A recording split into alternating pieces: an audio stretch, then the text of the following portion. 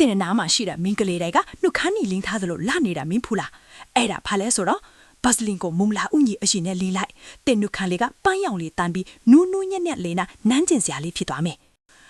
မျက်ခုံးပါလေးတွေနဲ့ညင်းနေလားဘတ်စလင်ကိုကြက်သွန်းဖီကိုထောင်းရည်နဲ့ယော်လင်းပေးပုံမှန်လင်းရင်တင့်မျက်ခုံးတွေကတောနဲ့ချီလို့ထူလာမယ်မျက်ကွင်းညိုတဲ့ကြောင့်ပင်ပန်းနေရသလားဘတ်စလင်ကိုကော်ဖီမုံနဲ့ယော်လင်းပေးတင့်မျက်လုံးအောက်ကညူမဲနေတာတွေပျောက်သွားမယ်ဖြူဝင်းလာမယ်ပြီးရင်ဘယ်သူကတင့်ကိုညာဘက်အေးမဝဘူးလားလို့မေးတော့မှမဟုတ်ဘူး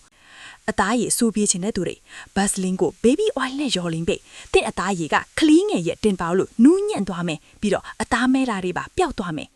မျက်တောင်ရှိလေးတွေလိုချင်တဲ့သူတွေအတွက်ဘတ်စလင်ကိုတန်လွင့်စီနဲ့ယော်လင်းပေးတင့်မျက်တောင်တွေကထူလာမယ်ရှည်လာမယ်မတ်စကာရာဆိုတာဘာလဲကိုမိသွားမယ်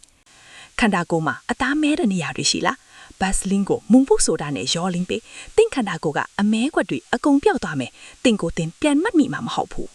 ခြေဖနှောင်းကြမ်းကြမ်းတွေနဲ့ရှက်နေလားဘတ်စလင်ကိုမုံလာဥညီအရှိနဲ့ယော်လင်းပေးတင့်ခြေဖနှောင်းတွေကခလိချေဟွာလို့ပန်းရောင်ဖြူဖြူလေးထူသွားမယ်